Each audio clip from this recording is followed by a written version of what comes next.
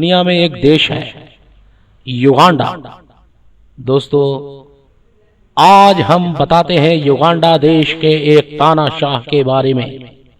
दोस्तों, ये रहा वो इंसान जो कभी युगांडा देश का सरप्रस्त यानी बादशाह हुआ करता था। आइए बताते हैं इस जालिम इंसान के बारे में। तो दोस्तों, इसका नाम ईदी अमीन था। दोस्तों, ये आम इंसान से हटकर इंसान था। ये इंसान हमारी दुनिया के इतिहास का वो राष्ट्रपति था कि जिसने अपने ही देश के लगभग 6 लाख लोगों को बड़ी बेदर्दी से कत्ल कर दिया था। और इस ईदी अमीन को आदमखोर का खिताब भी मिल चुका है, क्योंकि इंसान को कत्ल करने के बाद ये उनका मांस यानी गोश्त भी खा लिया करता था। ये युगांडा का राष्ट्रपति इतना जालिम और हैवान था कि इसको हिटलर की बराबरी की उपाधि मिल चुकी है, क्योंकि दुनिया में कई जगहों पर ऐसे इंसान गुजरे हैं जो कि इसी तरह के जालिम रह चुके हैं, जिसमें एक नाम हिटलर का भी है। उन्हीं में से एक था राष्ट्रपति ईदी अमीन, जो युगांडा का राष्ट्रपति था। ईदी अमीन नाम के इस इंसान की कहानी आज हम आपको तफसील से बताते हैं। ईदी अमीन की पैदाइश सन 1925 में अफ्रीका के मशहूर देश युगांडा में एक छोटे से शहर कोबोको में हुई। जिस वक्त ईदी अमीन पैदा हुआ था, अफ्रीका में दूसरे देशों की तरह युगांडा भी अंग्रेजों का गुलाम हुआ करता था। और जब ईदी अमीन 21 साल का हुआ तो युगांडा की फौज में शामिल हो गया था। वो फौज भी अंग्रेजों की हुआ करती थी। ईदी अमीन उस फौज में एक बावर्ची की नौकरी पर शामिल हुआ था और वहीं से उस फौज में अपनी होशियारी और ताकत के बल पर तरक्की करता चला गया।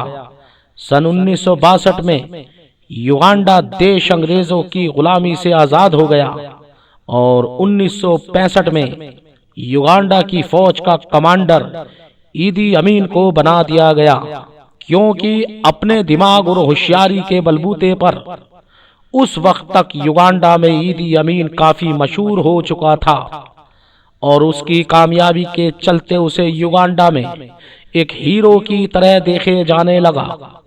फौज का चीफ ईदी अमीन को बनाकर युगांडा का राष्ट्रपति मिल्ट नोगो को नया राष्ट्रपति चुना गया था। शुरू में इन दोनों यानी ईदी अमीन और मिल्ट नोगो के बीच अच्छे रिश्ते चलते रहे, यानी बहुत ही अच्छी दोस्ती भी हो गई थी और इनकी दोस्ती की मिसाल दी जाती थी।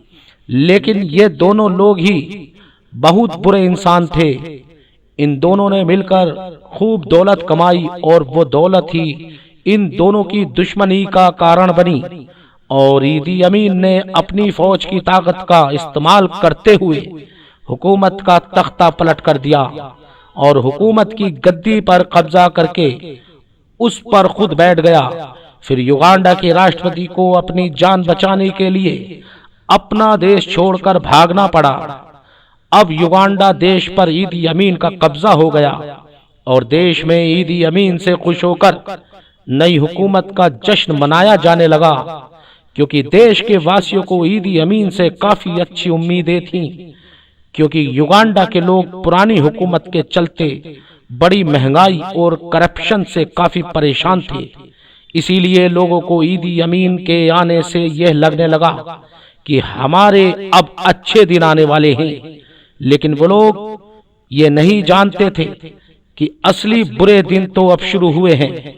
अब ईदी अमीन ने देश में सारे कानूनों को बदलना शुरू कर दिया और साथ ही ईदी अमीन ने फौज से ऐसे लोगों को कत्ल करवाना शुरू कर दिया जो पिछले राष्ट्रपति के हमदर्द थे और हजारों लोगों को देखते ही देखते कत्ल कर दिया जाने लगा और हर तरह के जुल्म ईदी अमीन अपने देश में करने लगा, जिसकी वजह से दुनिया के तमाम देशों ने ईदी अमीन से अपने रिश्ते खत्म करने का फैसला ले लिया और ईदी अमीन को ये धमकी दी जाने लगी कि अपने देश में ये जुल्म बंद कर दे।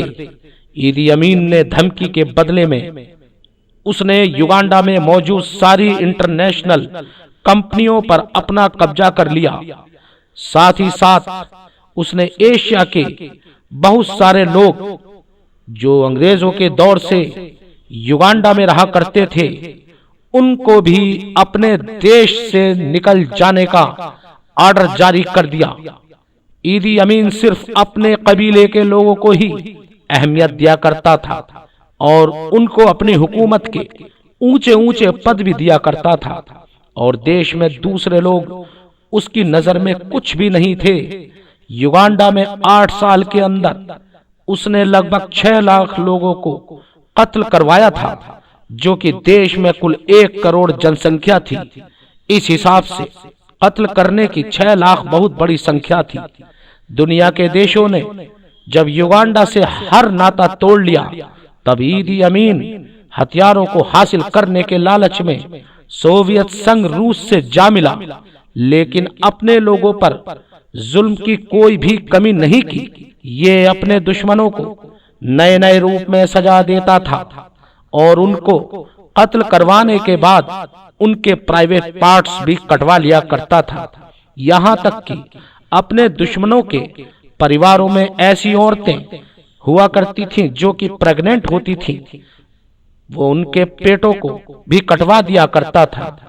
एक बार ईदी अमीन ने अपने देश में ऐसे लोगों को एक जगह इकट्ठा होने का ऑर्डर जारी कर दिया कि जिनके हाथ पैर या एक आंख या दोनों आंखें या कोई भी किसी भी तरीके का विकलांग व्यक्ति है, वो सब एक जगह इकट्ठा हो जाओ। तो लोगों ने सोचा कि हमारा रहनुमा शायद कोई सहूलत देगा, लेकिन उसने वो किया। उस दौर में उस कांड ने दुनिया को हिलाकर रख दिया।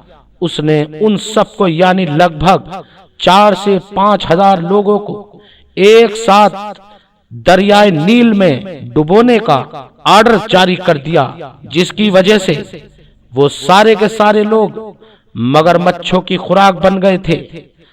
दोस्तों, इस इंसान की हैवानियत के किस्से पूरी दुनिया में मशहूर थे, लेकिन एक हैवानियत दुनिया के सामने जब आई, जब ईदी अमीन के जुल्म सितम से परेशान होकर ईदी अमीन का एक खास आदमी जिसका नाम मुसालगा था, वो युगांडा से भागने में कामयाब हो गया।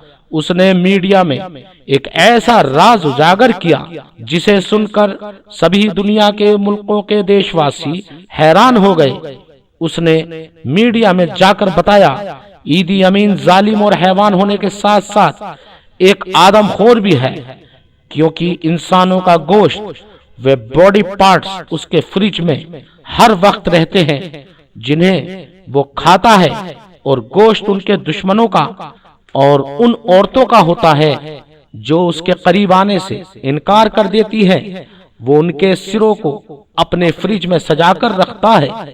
ये बात सुनकर सभी हैरान रह गए और उसे दुनिया का सबसे बुरा और जालिम इंसान की उपाधि दे दी गई। ईदी अमीन जालिम होने के साथ साथ छिछोरा और बदतमीज भी था, क्योंकि उसने इंग्लैंड की रानी क्वीन एलिजाबेथ को भी नहीं बख्शा था।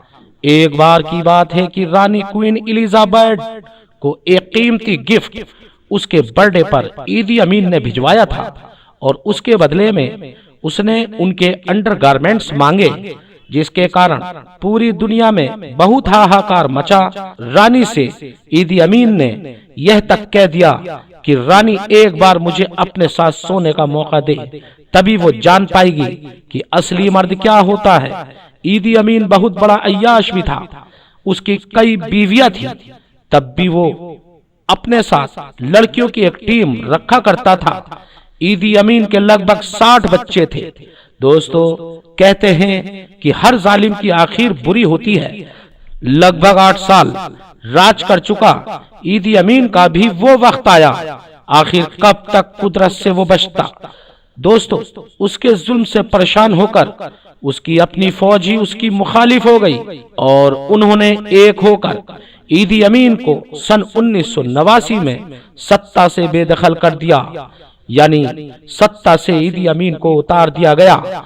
और ईदी अमीन को अपनी जान बचाने के लिए फौज और लोगों की बगावत झेलते हुए देश छोड़ना पड़ा और उसके बाद ईदी अमीन 1 साल तक लीबिया देश में रहा और उसने एक बार फिर युगांडा में बगावत कराने की नाकाम कोशिश की, लेकिन वो इस बार हुकूमत का तख्ता पलट नहीं कर सका और उसके बाद ईदी अमीन सऊदी अरब जद्दा शहर में रहने लगा और जद्दा में यानी सऊदी अरब में ही सन 2003 में उसकी मौत हो गई। आज जद्दा में ही यह जालिम इंसान किसी कब्र में दफन है।